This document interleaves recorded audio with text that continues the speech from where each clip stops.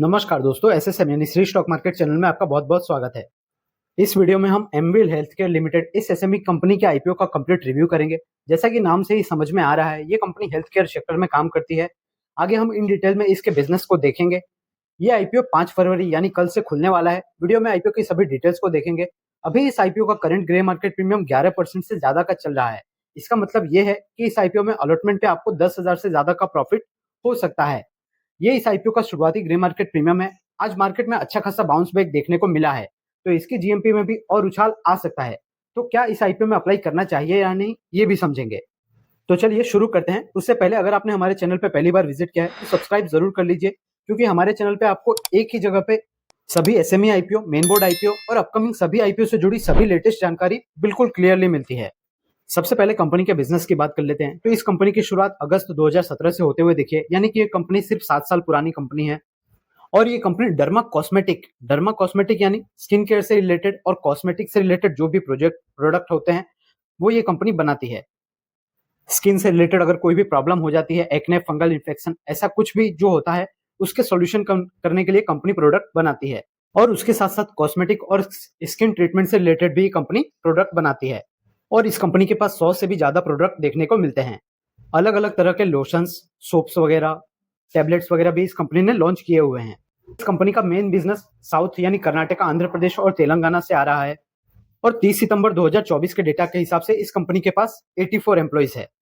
तो इस कंपनी का बिजनेस वगैरह तो काफी अच्छा है। अगर इसके आईपीओ डिटेल्स की बात करें तो ये टोटल 60 करोड़ का आईपीओ होने वाला है, जिसमें से लगभग 49 करोड़ का फ्रेश इशू है। ये पैसा कंपनी के पास जाएगा और 11.10 करोड़ का यहाँ पर ऑफर फॉर सेल होने वाला है, यानी 11 करोड़ रुपए ये प्रमोटर के पास जाएंगे। ये आईपीओ 5 फरवरी से 7 फरवरी तक यानी बुधवार से शुक्रवार तक खुला रहेगा। इस आईपीओ का प्राइस बैंड 105 रुपए से 111 रुपए रखा गया है। अप्लाई करते टाइम आपको कट ऑफ प्राइस को ही सेलेक्ट करना पड़ता है। इसकी लिस्टिंग हमें बीएसई एसएमई के प्लेटफॉर्म पे होते हुए दिख जाएगी। 7 फरवरी को इसका आईपीओ बंद होने के बाद 10 फरवरी को इसका अलॉटमेंट आ जाएगा। अगर आपको अलॉटमेंट नहीं लगा है तो 11 फरवरी को पैसा रिफंड आ जाएगा और इसकी लिस्टिंग 12 फरवरी को होते हुए दिख जाएगी। इस आईपीओ में रिटेल कैटेगरी के लिए 40% का रिजर्वेशन रखा गया है। और अगर आप यहाँ पर रिटेल कैटेगरी के लिए ही अप्लाई करना चाहते हैं तो एक लॉट में आप 1200 शेयर्स के लिए अप्लाई कर सकते हैं। 1,33,200 रुपए का अमाउंट चाहिए। अब तो इस कंपनी की रेवेन्यू में हमें हर साल बहुत ही अच्छा ग्रोथ देखने को मिल रहा है। इसके प्रॉफिट मार्जिन में भी हमें बहुत अच्छा ग्रोथ देखने को मिल रहा है। 2022 में जहां इस कंपनी का रेवेन्यू 27 करोड़ था, वहां पे कंपनी ने 2.5 करोड़ का प्रॉफिट जनरेट किया था। 2023 में रेवेन्यू बढ़ के 30 करोड़ हो गया। कंपनी ने उस साल 3.11 करोड़ का प्रॉफिट रिपोर्ट किया। बात अगर करें 2024 की, तो 2024 में कंपनी ने 44 करोड़ का रेवेन्यू किया और प्रॉफिट देखिए आप 12.50 करोड़ का प्रॉफिट कंपनी ने किया। लगभग 25 से 30% के नेट प्रॉफिट मार्जिन पे ये कंपनी ऑपरेट कर रही है। एसएमई सेगमेंट की कंपनियों में इतना प्रॉफिट मार्जिन कुछ ही कंपनियों का देखने को मिलता है।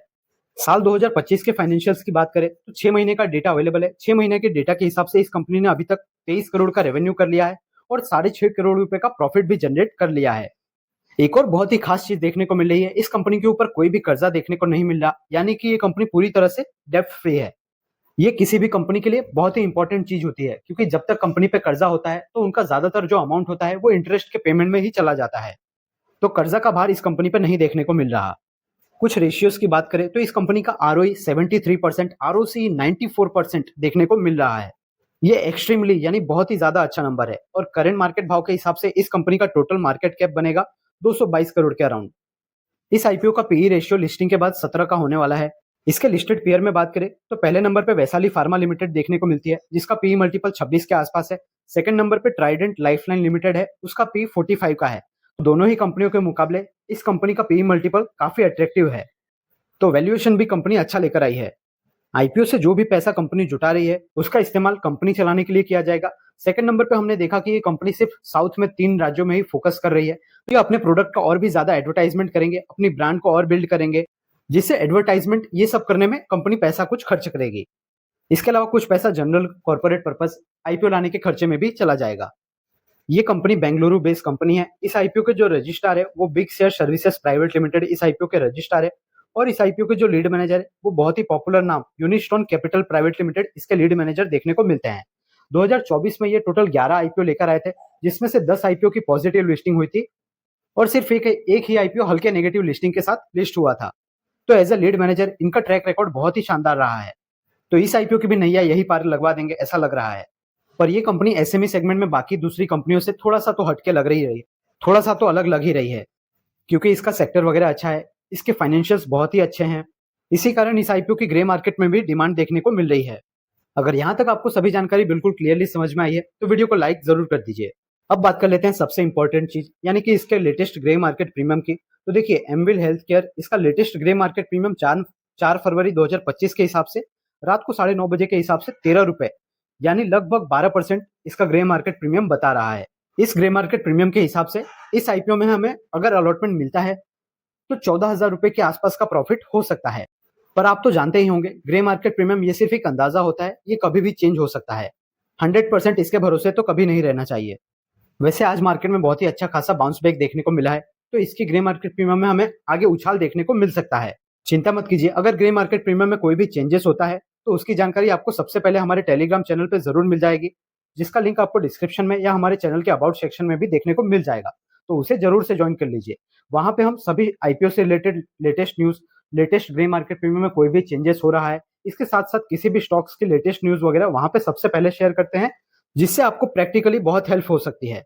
तो अब फाइनली बात कर लेते हैं कि क्या इस आईपीओ में हमें अप्लाई करना चाहिए या नहीं। तो कंपनी का सेक्टर, कंपनी का बिजनेस ये बहुत ही शानदार है, बहुत ही अच्छा खासा ग्रोथ हमें इसके बिजनेस में देखने को मिल रहा है। इसके फाइनेंशियल्स भी काफी दमदार है, कंपनी का प्रॉफिट मार्जिन एक्स्ट्रा ऑर्डिनरी है। उसके साथ साथ इस कंपनी पे कोई भी कर्जा देखने को नहीं मिल रहा, तो ये सबसे बड़ा पॉजिटिव है। अगर नेगेटिव्स की बात करें तो नेगेटिव कोई बड़ा नहीं है, हल्का सा ही एक नेगेटिव है कि कंपनी सिर्फ साउथ में 2-3 राज्यों पे ही फोकस करके चल रही है, वहां से ही इस कंपनी का ज्यादातर रेवेन्यू आ रहा है। उसके साथ साथ कंपनी का वैल्यूएशन सस्ता तो है, पर कंपनी चाहती तो और भी सस्ता वैल्यूएशन अपने आईपीओ के लिए रख सकती थी। बाकी ये कंपनी ठीक है, और इसका ग्रे मार्केट प्रीमियम भी अभी ओपन हो चुका है 10% के करीब। आगे जैसे जैसे इसका ग्रे मार्केट प्रीमियम बढ़ेगा या घटेगा, उस हिसाब से इसमें आपको सब्सक्रिप्शन में ऊपर नीचे होते हुए दिख सकता है। लॉन्ग टर्म में अगर ये कंपनी और भी अलग अलग प्रोडक्ट बनाएगी और भी अलग अलग राज्यों में जगहों पे सेलिंग करेगी, तो इसका सेल्स हमें बढ़ते हुए दिख सकता है और कंपनी आगे ग्रो भी हो सकती है। मैं आपको पर्सनली बताऊं तो मैं इस आईपीओ में सेकंड डे या थर्ड डे पे इसका सब्सक्रिप्शन ग्रे मार्केट प्रीमियम को देख के सोच सकता हूं कुछ इसके बारे में। बाकी लॉन्ग टर्म के लिए इस कंपनी में ज्यादा कोई खास दिक्कत देखने को नहीं मिल रही है, पर उसके लिए आपको जो है कॉन्स्टेंटली इस कंपनी के क्वार्टरली रिजल्ट्स वगैरह ये सब कुछ ट्रैक करना पड़ता है। अगर रिजल्ट्स बहुत दमदार आते हैं, कंपनी कॉन्स्टेंटली लगातार हर बार अच्छा परफॉर्मेंस करती है, तो ऐसे ही कंपनी आगे चल के बड़ी कंपनी बनती है। तो आप इस आईपीओ में क्या करने वाले हैं, लिस्टिंग गेन के लिए आप इसमें अप्लाई करेंगे या लॉन्ग टर्म के लिए, कमेंट करके जरूर बताइए। मेरी ओर से आपको इस आईपीओ में अप्लाई करने या ना करने की ऐसी कोई राय नहीं है। हाँ, इस वीडियो के थ्रू आपको जानकारी और ज्यादा क्लियर हो चुकी होगी कि आपको इसमें क्या करना चाहिए, पर फाइनल डिसीजन आपको अपने रिस्क और अपना एनालिसिस लगा के करना चाहिए, और कोई भी फाइनेंशियल डिसीजन लेने से पहले अपने वेल क्वालिफाइड फाइनेंशियल एडवाइजर से बात जरूर कर लेनी चाहिए।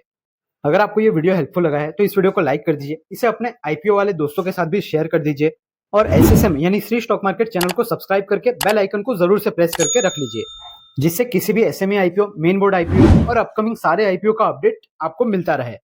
डिस्क्रिप्शन और अबाउट सेक्शन में टेलीग्राम चैनल का लिंक दिया है, उसको एक बार विजिट करके जरूर चेकआउट कीजिए। अगर आपको लगता है कि वहां से आपकी हेल्प हो सकती है तो ज्वाइन करके जरूर रख लीजिए। आप हमारे चैनल पे विजिट करके बाकी जो एसएमई आईपीओ आए हुए हैं उनके रिव्यू का वीडियो भी देख सकते हैं। उसके साथ साथ आप मेन बोर्ड और अपकमिंग जो भी आईपीओ आने वाले हैं उनके भी रिव्यू का वीडियो आप चेकआउट कर सकते हैं। और अगर आपको किसी एसएमई आईपीओ में अलॉटमेंट मिला है तो वो कमेंट करके जरूर बताइए। मैं मिलता हूं आपसे नेक्स्ट वीडियो में, तब तक के लिए याद रखिए, the more you learn the more you earn. Thank you.